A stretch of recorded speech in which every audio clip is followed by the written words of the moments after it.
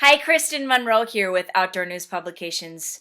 I know typically you'll find me in a field shooting ducks or on a lake fishing, but today I'm actually in my living room, but I have a story to share with you that's very important. And this story is all about social media. We know that social media is a great platform to share your messages and share your feelings about things. It can be a wonderful thing where people establish connections, but it can also be a place where it shows your differences.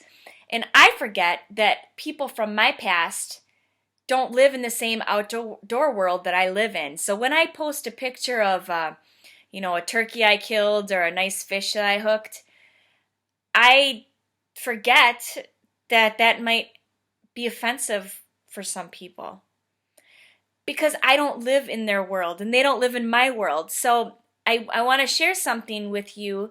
I'm just actually going to read it here, and I'll read it quickly so you won't get too bored. Don't worry.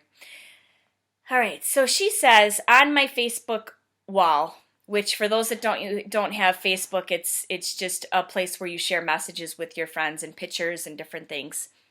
She writes, Kristen, do you ever feel bad killing animals? I'm not asking you to cause a fight at all, so please don't take it in a harsh way. My response to Carrie. I said, Carrie, no worries. It's a fair question for those who don't have exposure to hunting and fishing, especially when they grew up. Also, for those that have never learned about the benefits of harvesting a wild animal. First, most of the fish I catch get thrown back into the lake to grow, since it was a picture of a fish that she was commenting on. Do you know that fish don't actually have feelings? I can explain it to you scientifically, but it's super boring and very long and drawn out. I do, however, eat salmon, some walleye, and perch, though. Yum. I hunt deer and turkey because it's healthy. Quite frankly, you can't buy a more organic meat. Plus, it's low in fat.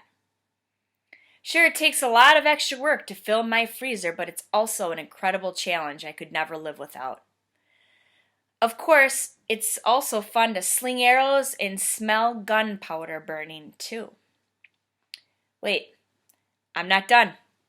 The coolest part of all this?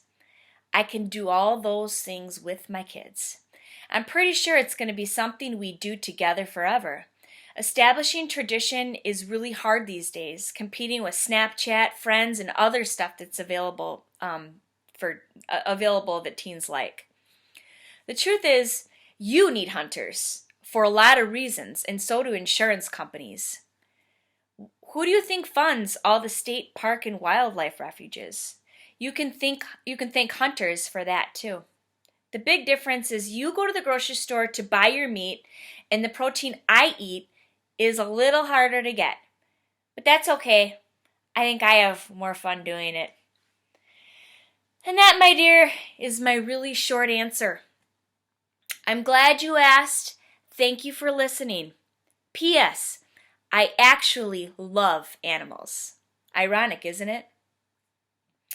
So that was my answer on social media. Hopefully, if you have social media pages, you can use that as a platform to explain why you do what you do in a nice way. Thanks again for listening, and have a good day. Kristen Monroe, and I'm out.